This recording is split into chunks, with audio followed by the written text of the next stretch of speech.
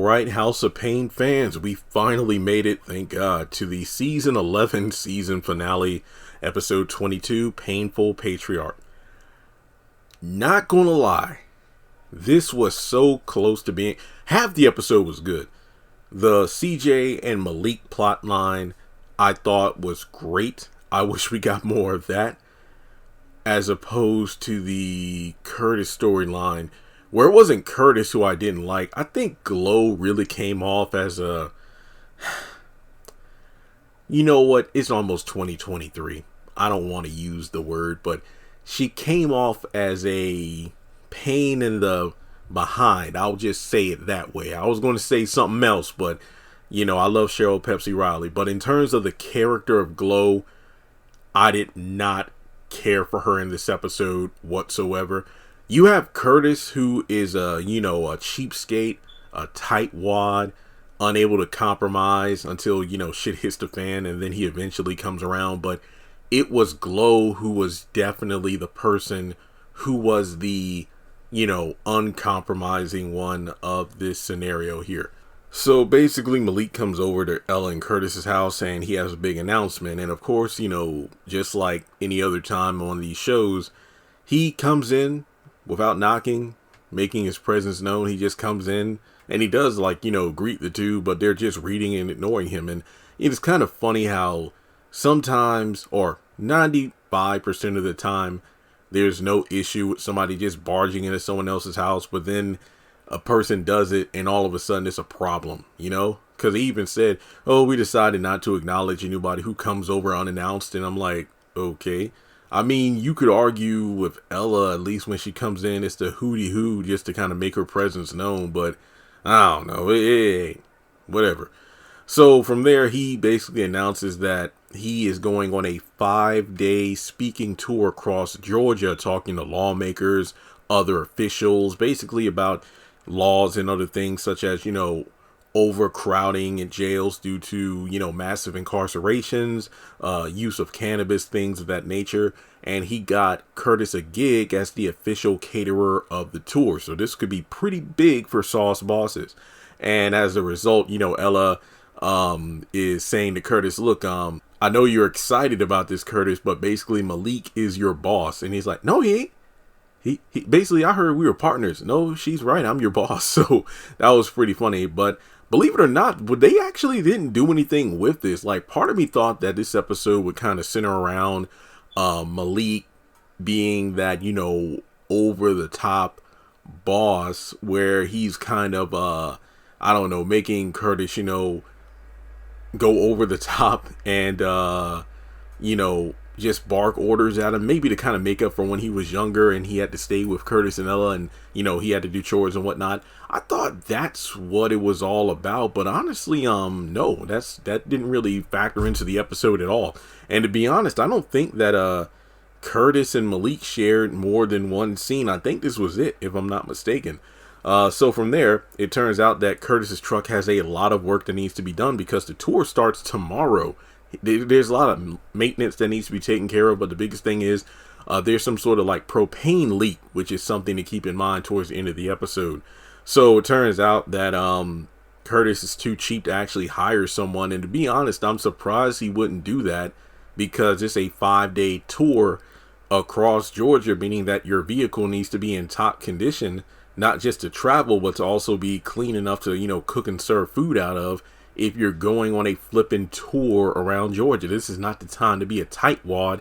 You need to, take the truck in to, a shop, get it fixed up and, go to the car wash, just detail it, do what you got to do in order to, put your best foot forward. Because later in the episode, we actually have Curtis and Calvin, looking on, like an iPad or something, going over how to in terms of how to fix up the truck. So I feel like that was pretty messed up there because I thought he would have hired someone. So actually Glow comes over with a citation on the truck because apparently, and look, this comes from me living out in the country in the woods where we don't know what the hell a HOA is because we certainly don't have it around these parts. But basically, because he was working on his truck in a visible part of his driveway from the street, that's apparently like an eyesore, which counts as a citation. which I think is complete and utter bullcrap.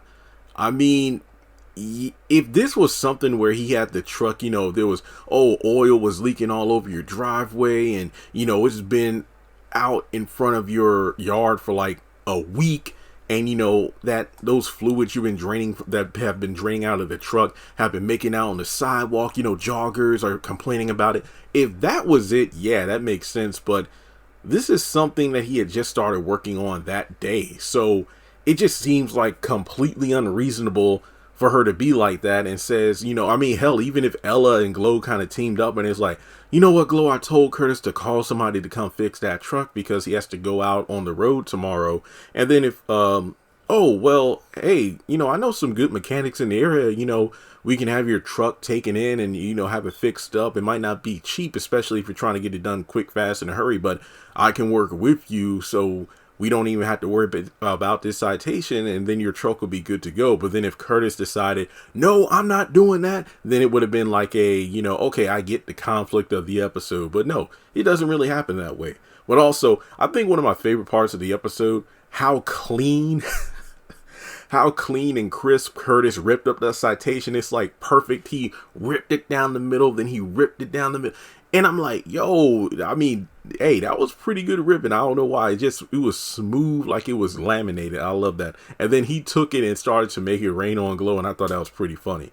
All right. So later on, we actually have Malik working on slogans for his campaign with Lisa. And then CJ comes in during the conversation, and they kind of have a clash of ideals. It's the fact that, those slogans really won't work on everybody. And CJ, he calmly states that, hey, Malik, I get what you're doing, but not everybody is going to, agree with what you're saying. Like, the thing is, Malik is just giving blanket statements as opposed to, actual numbers. So to the older generation like CJ, they need more facts. It's like you just saying, we need to, release non-violent criminals. Why? Where are they going to go? Where are they going to live? Where are they going to work? Things like that.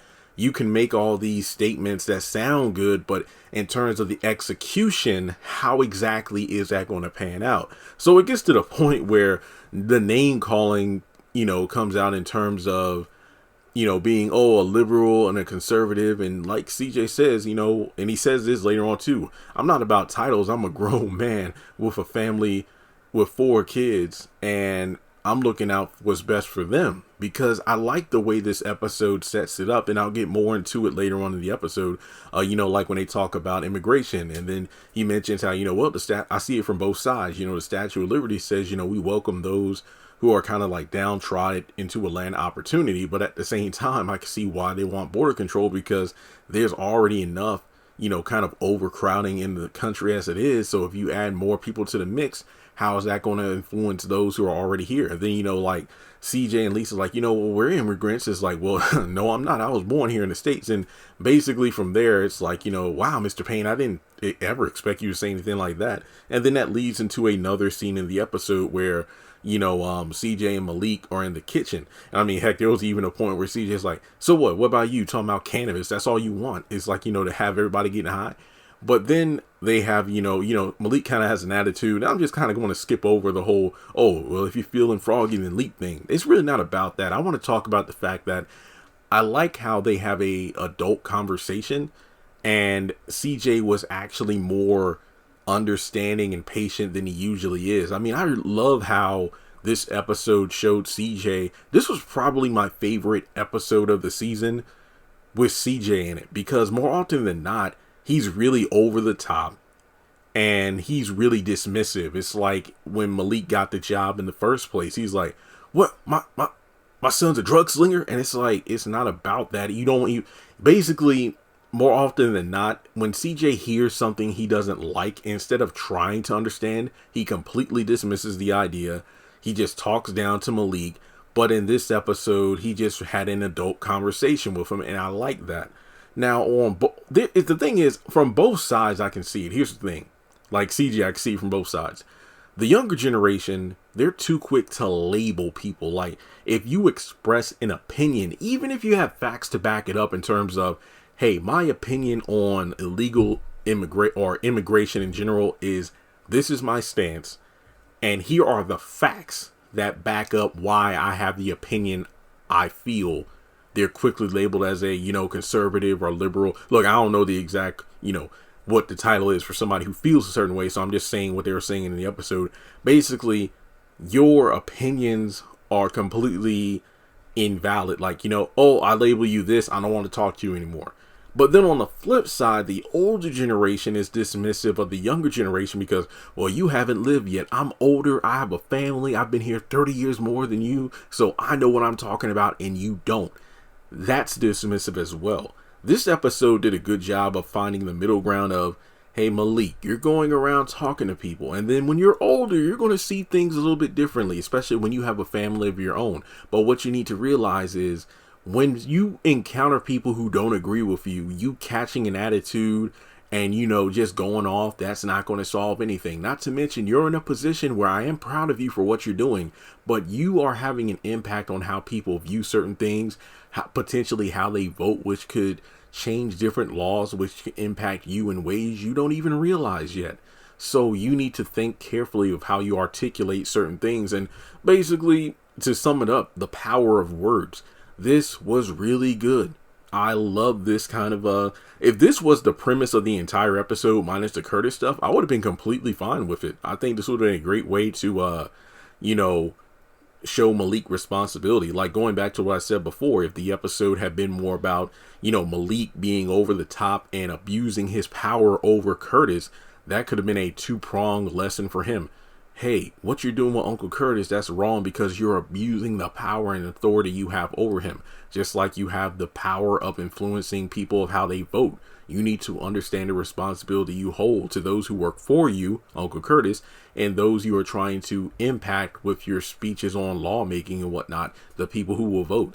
This would have been a great Malik development episode, but in terms of if the whole episode was devoted to that. So moving on. Curtis wants to, Glow actually got to the point where, due to Curtis ignoring the citation, oh God, the tires of the truck had been booted. Not only that, she called for a tow truck to come out there and remove the truck. And remember, the whole tour starts tomorrow. So if the truck got towed, there's no way in the world he'll be able to make the catering, part of Malik's tour. And as a result, he's going to miss out on a big gig. So Curtis actually goes out there and he actually knocks out the guy towing the truck. And Glow is like, well, hey, he's going to get up and he's got, a